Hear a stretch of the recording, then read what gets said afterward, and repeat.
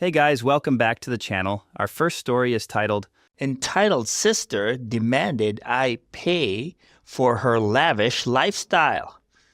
Some background. I'm Liam, 32 years old, and I work as a software engineer at a tech startup. I've always been the responsible one in the family. Worked hard in school, got a good job, saved money, the whole 9 yards. My sister Haley is 29 and, well, let's just say she's taken a different path in life. Growing up, Haley was always the rebellious one. While I was studying for tests, she was sneaking out to parties. When I was applying to colleges, she was dropping out of high school. Our parents tried their best with her, but nothing seemed to work. They eventually gave up and focused all their attention on me as the good child. After high school, I went off to college and lost touch with Haley for a few years. Last I heard, she was working as a waitress and living with a string of boyfriends. I was busy with my own life, finishing my degree, starting my career, getting married, and sadly divorced a few years later. Haley and I would exchange the occasional text on birthdays and holidays, but that was about it. Fast forward to about 6 months ago, I got a call out of the blue from Haley. She's sobbing, saying she's hit rock bottom and needs help. Apparently, her latest boyfriend kicked her out. She lost her job, and she was about to be evicted from her apartment. Against my better judgment, I agreed to let her stay with me for a bit while she got back on her feet. At first, things weren't so bad. Haley seemed genuinely grateful for my help. She was looking for jobs online, keeping the apartment tidy, even cooking dinner sometimes. I started to think that maybe she had finally grown up and was ready to turn her life around. But after a few weeks, the old Haley started to resurface. She'd stay out late partying, sleep until noon, and leave a mess everywhere. When I gently ask about her job search, she'll get defensive and say she was networking. Red flags were going up, but I tried to give her the benefit of the doubt. Then came the shopping sprees. I'd come home from work to find piles of shopping bags from expensive stores. New clothes, shoes, makeup, you name it. When I asked how she was affording all this, Haley casually mentioned she had borrowed one of my credit cards. I was livid. I confronted her about the theft and demanded she return everything. Haley acted like it was no big deal, saying I could afford it and that families should help each other out. After a heated argument, she reluctantly agreed to return the items, but her attitude made it clear she didn't see anything wrong with what she'd done. This incident was just the beginning of Haley's entitled behavior. Over the next few weeks, her demands and expectations grew increasingly outrageous. Here are just a few examples of the things she did. One day, I came home to find my apartment completely transformed. Haley had taken it upon herself to redecorate, claiming my decor was too boring. She had bought expensive new furniture, art pieces, and even changed the curtains. When I asked how she paid for all this, she nonchalantly mentioned using my credit card information again. Her justification? She was doing me a favor by improving my living space. Not long after, I returned from work to find my apartment full of strangers. Haley had thrown a lavish dinner party for her friends, complete with catering and a hired bartender. The place was a mess, and there was a bill for over $1,000 waiting for me. Haley seemed genuinely confused when I got upset, insisting that as her host, I should be happy to entertain her friends. Haley's sense of entitlement extended to her personal care as well. She signed up for a series of high-end spa treatments and beauty services, all charged to my account. When confronted, she argued that she needed to look her best for job interviews. The fact that she hadn't actually been to any interviews didn't seem to register with her. One morning, I woke up to find my car missing. Panicked, I called Haley only to learn she had borrowed it without asking. To make matters worse, she had gotten into a fender bender. Instead of apologizing, she demanded I pay for the repairs and rent her a luxury car in the meantime. In her mind, it was my fault for not explicitly telling her she couldn't use my car whenever she wanted. Haley's financial irresponsibility reached new heights when I discovered she had applied for several credit cards in my name. She had maxed them out on designer clothes, electronics, and even a first-class plane ticket for a weekend getaway with her friends. When I confronted her about this identity theft, she acted as if she'd done nothing wrong, saying she was just helping herself to the good credit score I'd worked hard to build. My monthly expenses suddenly skyrocketed, and I soon found out why. Haley had signed me up for a plethora of subscription services, meal kits, wine clubs, streaming services, all premium packages, of course. When I tried to cancel them, she threw a fit about how I was ruining her life and depriving her of the things she needed to be happy. Haley's entitlement extended beyond just material things. She volunteered me to sponsor her friend's charity event, pledging a significant donation in my name without my knowledge or consent. When I found out and said I couldn't afford it, she accused me of being selfish and uncaring about important causes. Living with Haley was like suddenly acquiring a new demanding, messier roommate. She started treating my apartment like a hotel, leaving clothes, dishes, and trash everywhere. She expected me to clean up after her. When I asked her to help out, she said that's what my cleaning lady was for. I had to remind her that I didn't have a cleaning lady. She had just assumed I did because in her mind, someone like me should have household staff. Haley's latest self-improvement kick involved hiring a personal trainer and nutritionist. Of course, she charged their exorbitant fees to my account without asking. When I objected, she accused me of not supporting her health and wellness journey. She couldn't understand why I wouldn't want to invest in her self-care.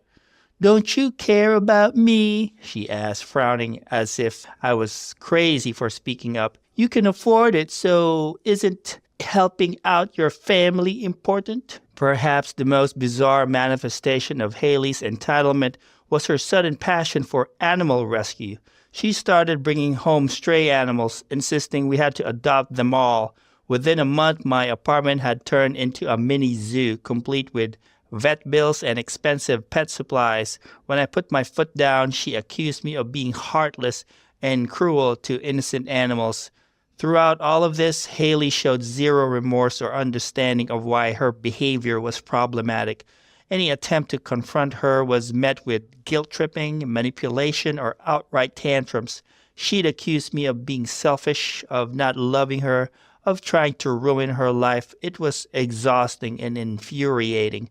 The final straw came about a month ago. I came home from work to find Haley lounging on the couch in a brand new outfit, surrounded by shopping bags.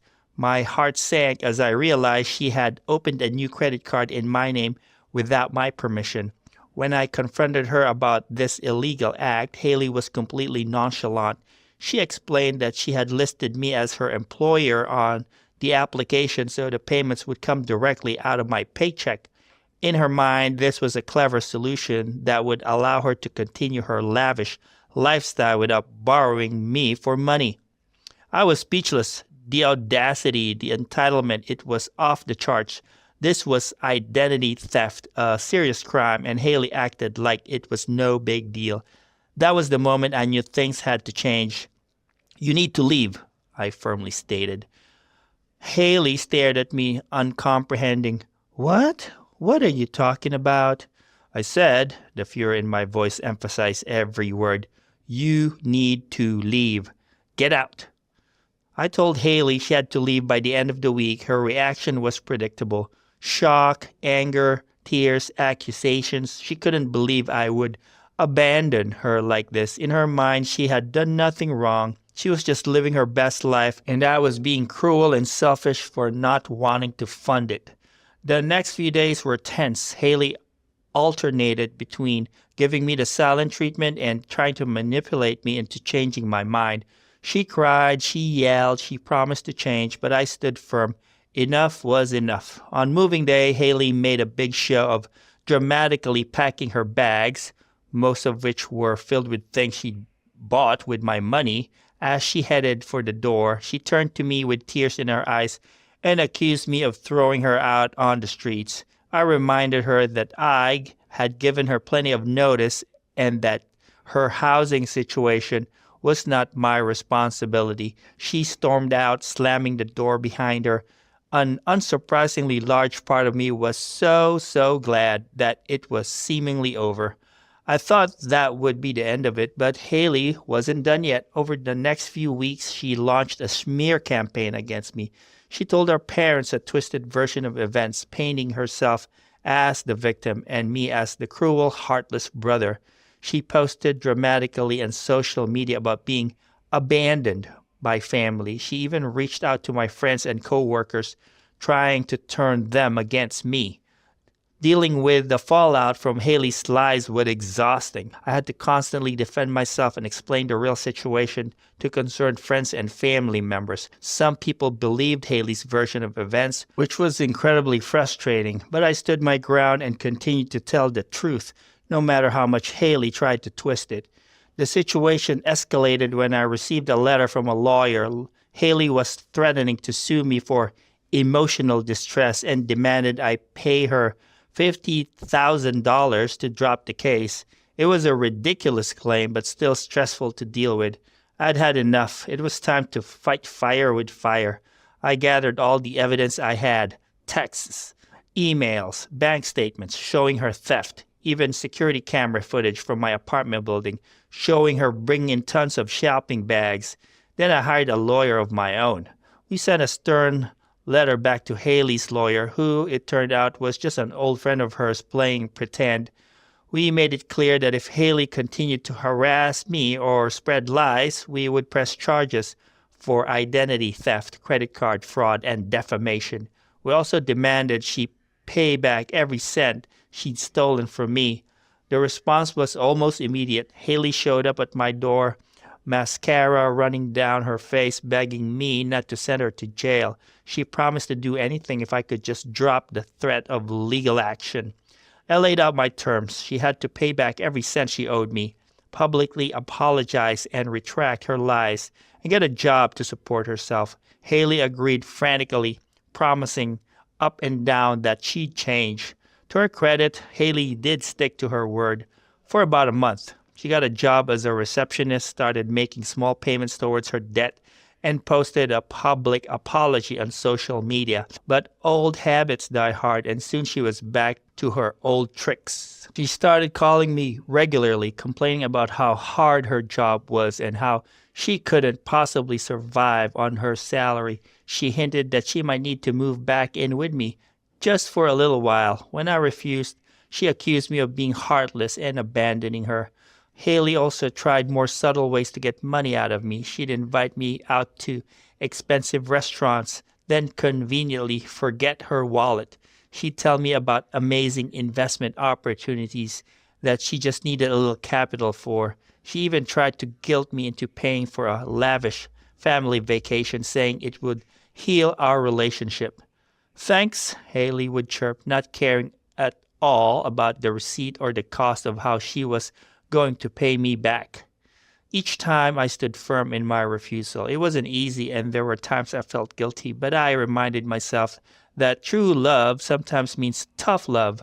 Enabling Haley's behavior wasn't helping her in the long run.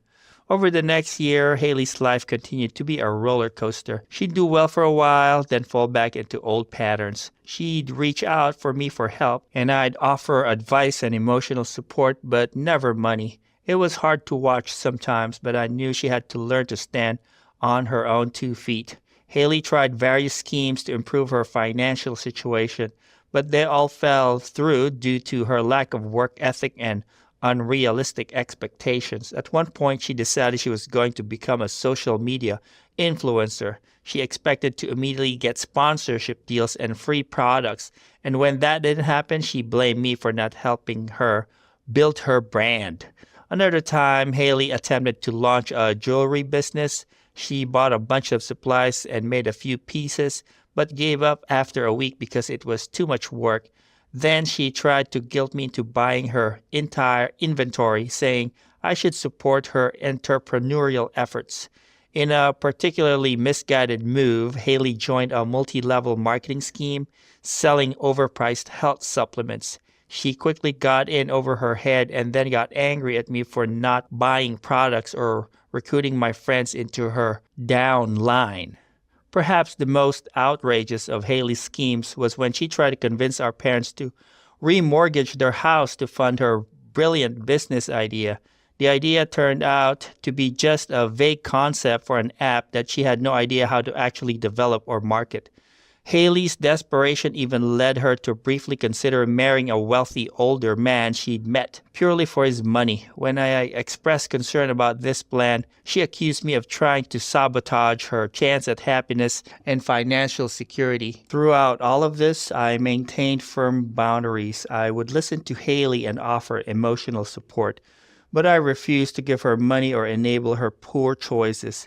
It was difficult, especially when she would cry or accuse me of not loving her, but I knew it was necessary for both of our sakes. As for me, my life improved dramatically once I set firm boundaries with Haley. Without her constant drama and financial drain, I was able to focus on my own goals. I got a promotion at work, started dating again, and even began volunteering at a local youth center. Ironically, mentoring kids on financial literacy. About 6 months ago, I ran into Haley at a coffee shop. I barely recognized her at first. She looked healthier, more put together than I'd seen her in years. We got to talking, and I learned she finally sought therapy for some of her underlying issues. She had a steady job, her own apartment, and was even taking night classes to finish her degree. Haley apologized sincerely for her past behavior, acknowledging that my tough love approach had been the wake-up call she needed. She thanked me for not enabling her and forcing her to take responsibility for her own life. We're not best friends, and I doubt we ever will be. There is too much history there, but we're slowly rebuilding a healthier relationship, one based on mutual respect rather than codependency. Haley still occasionally makes comments about my boring lifestyle or hints that she could use some financial help, but it's much less frequent and intense than before. When she does, I gently but firmly remind her of our boundaries and the progress she's made on her own. Looking back, I realized that by refusing to fund Haley's lavish lifestyle, I actually gave her something far more valuable, the push she needed to grow up and take responsibility for her own life. It wasn't easy, and there were plenty of times I second-guessed myself, but standing firm was the best thing I could have done, both for Haley and for myself. If you're dealing with a similar situation with a family member, my advice is this: set clear boundaries and stick to them, no matter how hard it gets. You're not doing anyone any favors by enabling bad behavior. It might be painful in the short term, but in the long run, it's the kindest thing you can do. Remember, you can't set yourself on fire to keep someone else warm. Take care of yourself first, and don't let anyone, family or not, take advantage of your kindness. The journey with Haley taught me a lot about the importance of financial independence, the danger of enabling destructive behavior, and the true meaning of family. It's not about blindly supporting each other no matter what, but about helping each other grow and become the best version of ourselves. I'm proud of the progress Haley has made, and I'm proud of myself for having the strength to stand my ground. Our relationship may never be perfect, but it's healthier now than it's ever been, and that's worth more than any amount of money Haley could have demanded from me. Here are my thoughts about the story. First off, can we talk about Haley's audacity? Like, girl, you're living in your brother's place rent-free and you decide to redecorate his entire apartment without asking? And then use his credit card to do it? I was sitting there, jaw on the floor, thinking, no way this is real. But sadly, I've seen enough entitled behavior in my life to know it absolutely could be. And don't even get me started on the credit card fraud. When Haley opened cards in Liam's name, I started cosplaying as a lawyer and spotted dollar sign, dollar sign, dollar sign. Identity theft is no joke, people. I know of someone who went through something similar with an ex, and it took years to sort out the financial mess. The fact that Haley thought this was perfectly fine just shows how delusional she's become. And you know what really got me? The animal rescue situation. As an animal lover myself, I totally get the urge to help every stray you see, but turning your brother's apartment into a zoo without his permission? That's next level crazy. I was imagining poor Liam coming home from a long day of work, only to find his place overrun with cats, dogs, and who knows what else. The vet bills alone could have been insane, let alone the stink. Now let's talk about Liam for a minute. This dude had the patience of a saint, I swear. If it were me, I probably would have snapped way earlier. But Liam tried so hard to help his sister, even when she was literally stealing from him. That's some serious family loyalty right there.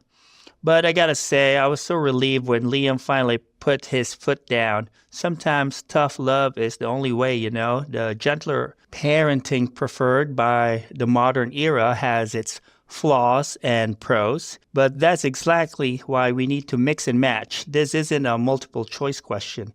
You can do as you please, but it's heartbreaking in the moment, but sometimes it's the only way to really help someone. The part that really hit home for me was when Haley started her smear campaign.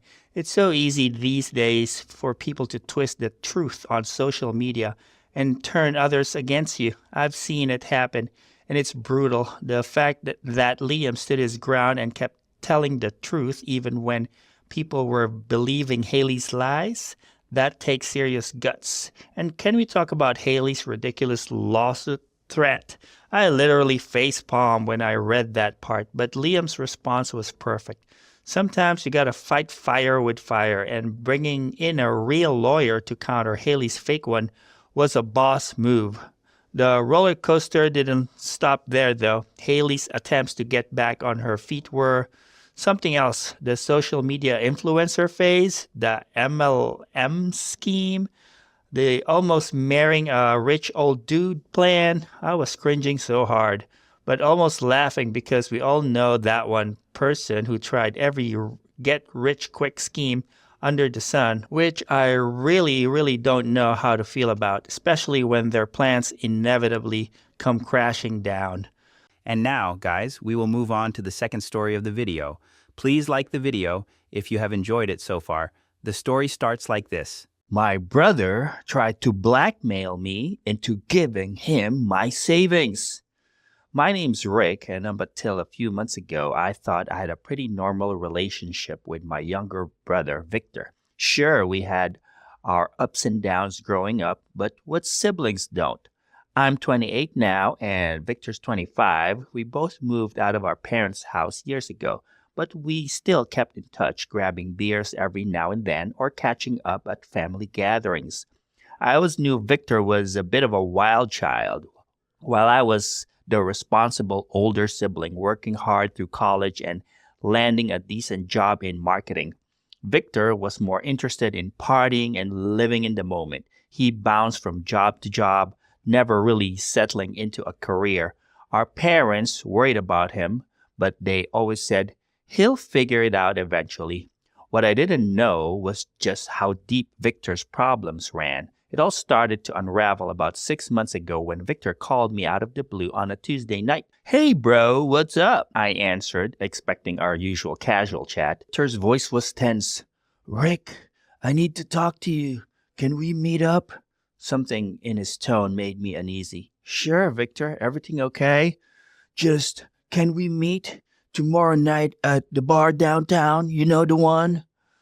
The establishment he was talking about was a dive bar we sometimes frequented. It wasn't like Victor to be serious, so I agreed. "Okay, tomorrow at 8. "Yeah, thanks. See you then." The call ended, leaving me with a pit in my stomach. What could be so urgent? The next evening, I walked into the bar, scanning the dimly lit room for Victor. I spotted him in a corner booth, hunched over a beer. As I approached, I noticed how disheveled he looked. His usually styled hair was a mess, and he had dark circles under his eyes. "Hey, Victor," I said, sliding into the booth across from him. "What's going on?" Victor glanced around nervously before leaning in. "Rick, I'm in trouble, big trouble." I felt my heart rate pick up. "What kind of trouble?" He took a long swig of his beer before answering. "I owe some people Money, a lot of money. How much are we talking about? I asked, dreading the answer. Victor's voice dropped to a whisper. $50,000. I nearly choked on my own spit. 50,000? Victor? What the hell? He ran a hand through his hair, looking more desperate by the second. I got into some gambling. I thought I could win it back, but it just kept getting worse. I sat back, trying to process this bombshell. My little brother, 50 grand in debt to what I assumed were some pretty unsavory characters. Victor, why didn't you come to me sooner or talk to Mom and Dad?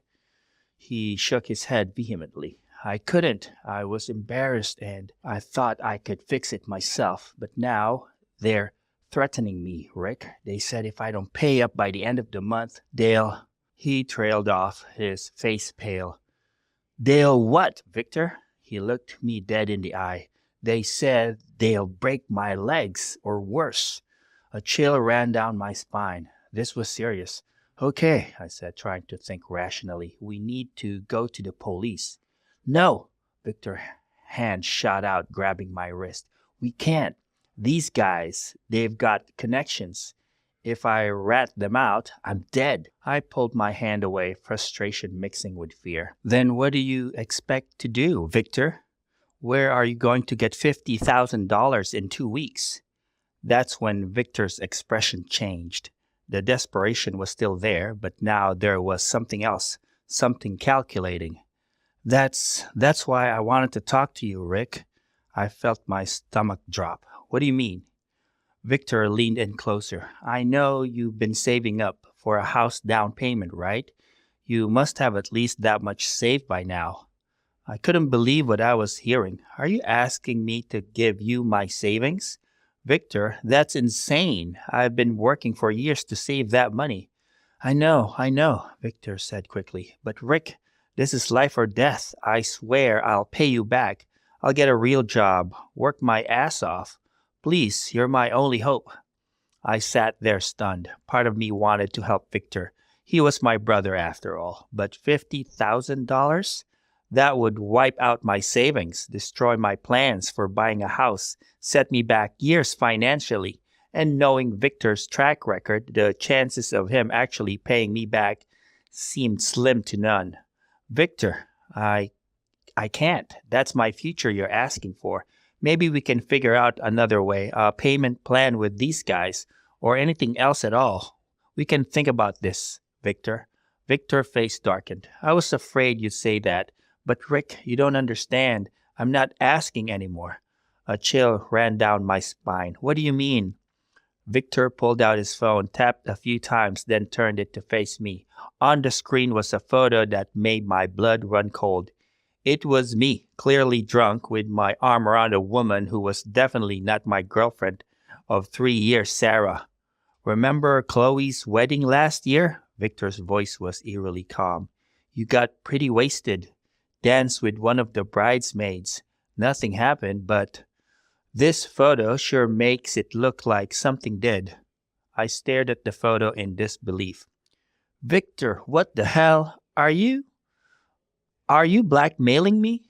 He shrugged, but I could see the desperation in his eyes. I don't want to, Rick, but I need that money, and I know how much Sarah means to you. How do you think she'd react if she saw this? My mind was reeling. This couldn't be happening. My own brother threatening to destroy my relationship if I didn't hand over my life savings? Victor, this is insane. Nothing happened with that girl. Sarah would understand if I explained what was going on. Would she? Victor interrupted. You've been together, 3 years now?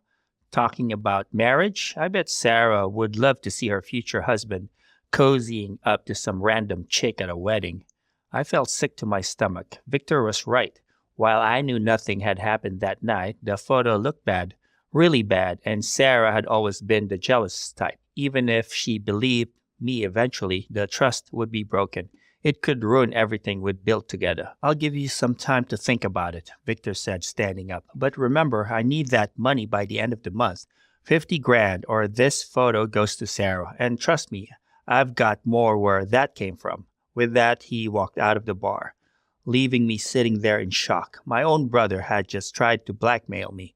The brother I'd grown up with, shared secrets with, looked out for all these years. How had things gone so wrong? As I sat there nursing my untouched beer, my mind raced through options. I could call Victor's bluff, explain everything to Sarah, or try to find another way to help him without compromising my own future. None of the options seemed good, but I knew I couldn't just give in to his demands. That would only enable his destructive behavior and potentially ruin my own life in the process. I left the bar that night with a heavy heart and a mind full of turmoil. The next few days were a blur of anxiety and sleepless nights. I found myself jumping every time my phone buzzed, terrified it would be Victor sending the photo to Sarah, or, worse, Sarah herself asking why my brother had sent her a strange picture.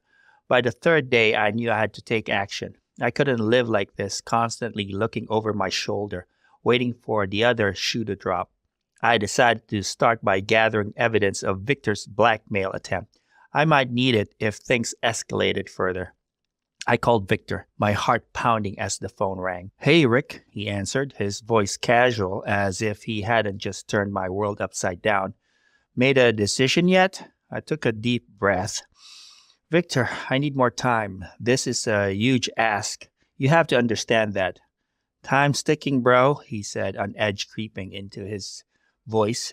"Those guys aren't going to wait forever, and neither am I." I know, I said, trying to keep my voice steady. "But can you at least send me that photo?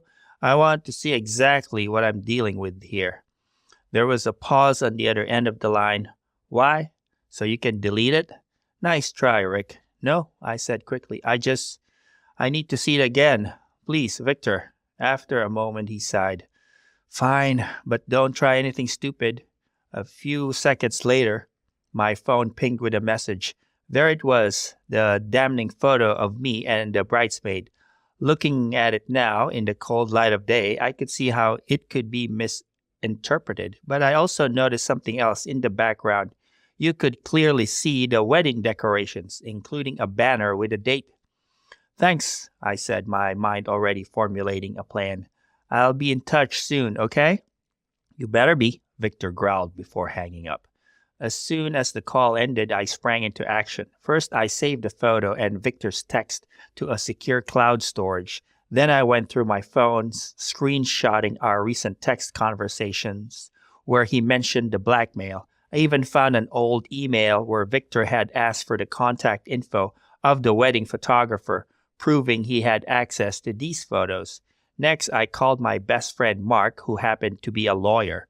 "Mark, I need your help," I said as soon as he picked up. "I'm in a situation and I need legal advice." "Whoa, slow down, Rick," Mark said, concern evident in his voice. "What's going on?" I took a deep breath and explained everything. Victor's gambling debts, his blackmail attempt, the photo, all of it. Mark listened silently, only interrupting to ask for clarification on a few points. When I finished, Mark let out a low whistle. "Damn, Rick, that's heavy. Okay, let me think for a minute." The silence stretched on and I found myself holding my breath. "All right," Mark finally said. "Here's the thing. What Victor's doing? It's illegal. Blackmail is a serious crime. The fact that you've gathered evidence is good, really good. But before we go nuclear and get the police involved, I think we need to try one more thing." "What's that?" I asked, willing to try almost anything at this point. "We set up a meeting, you, me, and Victor. We lay out the evidence, explain the legal ramifications of what he's doing, and give him one last chance to back down. If he doesn't, we go to the police." I nodded, then remembered Mark couldn't see me. "Okay, yeah, let's do that. Can we set it up for tomorrow?" "I'll clear my schedule," Mark assured me. "Text Victor, tell him you want to meet to discuss his offer. Don't mention me or anything about legal consequences. We want to catch him off guard." After hanging up with Mark, I sent Victor a text, my hands shaking slightly. "Victor, I've made a decision. Let's meet tomorrow at 2 p.m., same place as before. We need to talk face to face." Victor's response came almost immediately. "Finally, See you then, bro. The next day, I arrived at the bar early, securing a corner booth where we'd have some privacy. Mark arrived shortly after, looking every bit the professional in his suit and tie. You ready for this? He asked, sliding into the booth across from me. I nodded, trying to quell the butterflies in my stomach. As ready as I'll ever be. At exactly 2 p.m., Victor walked in.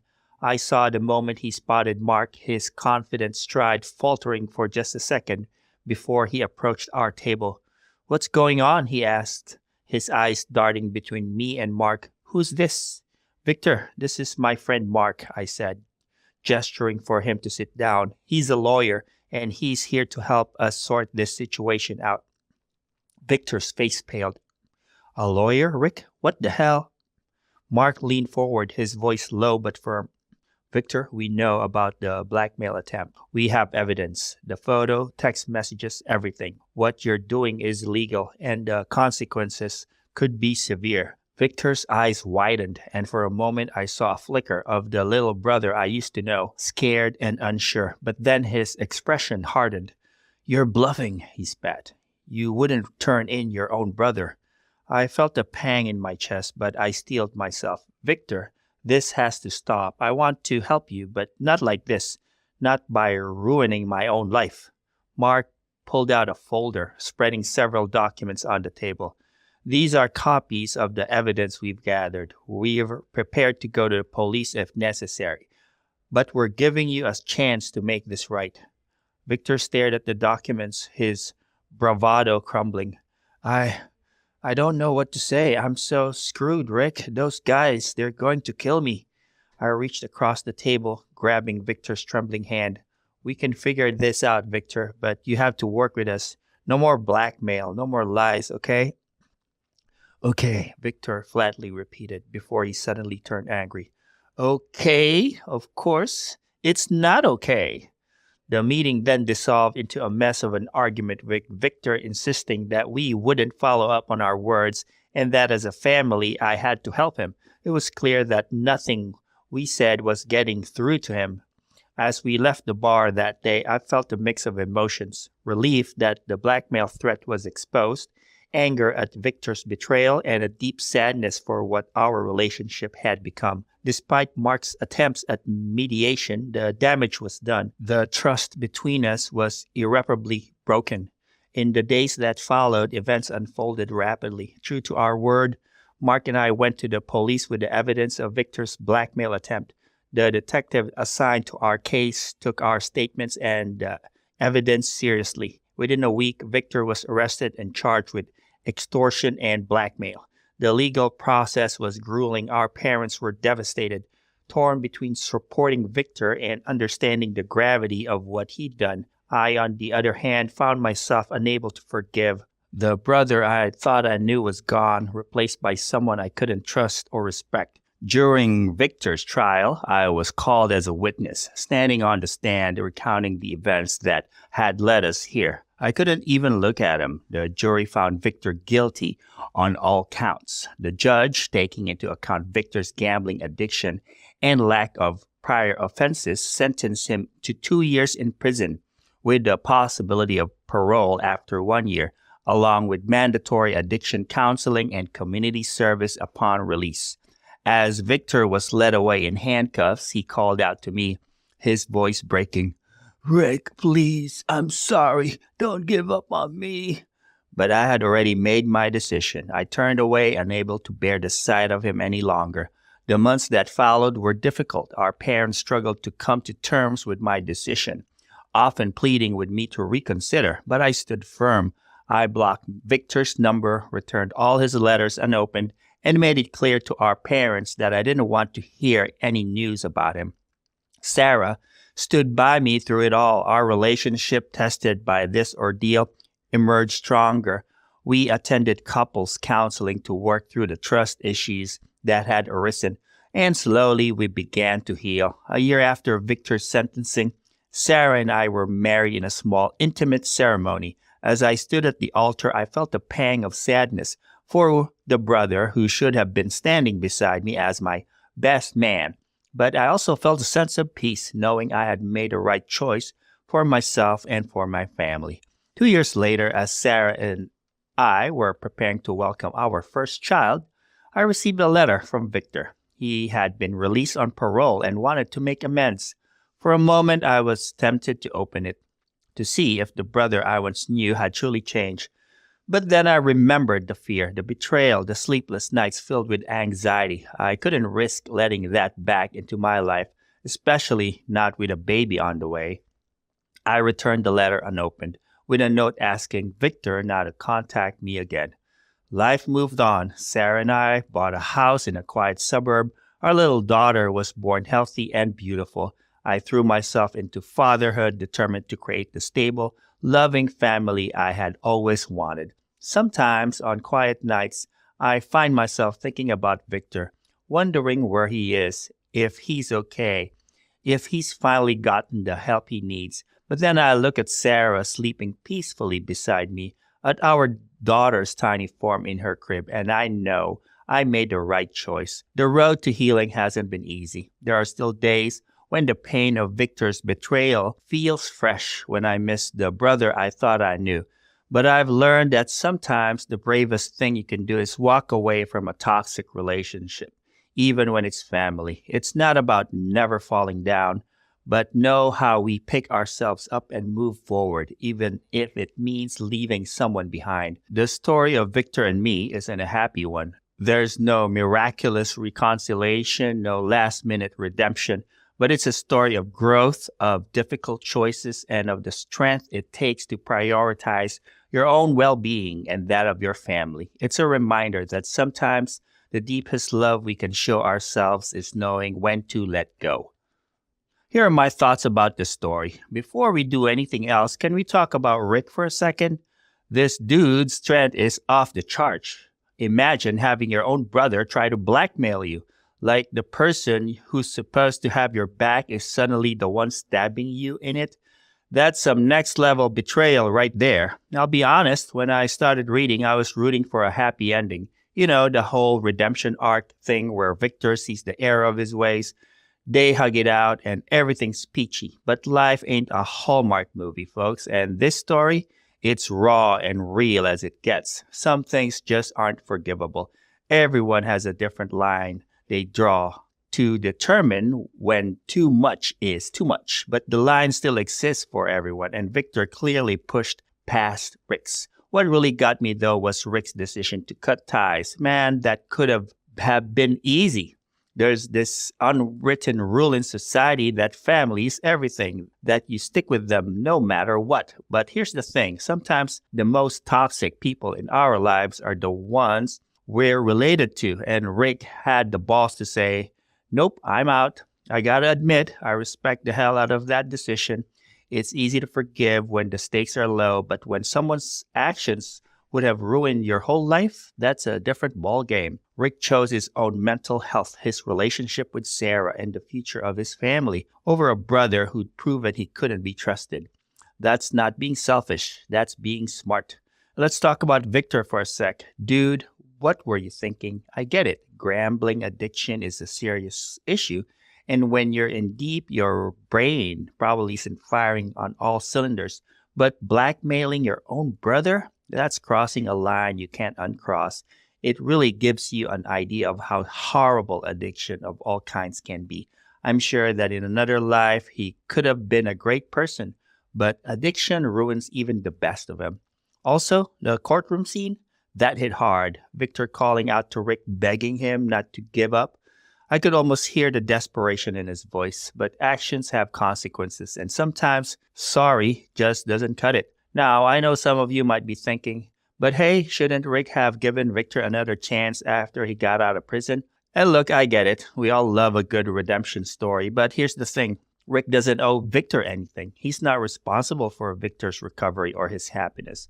Sometimes the kindest thing you can do for yourself is to walk away.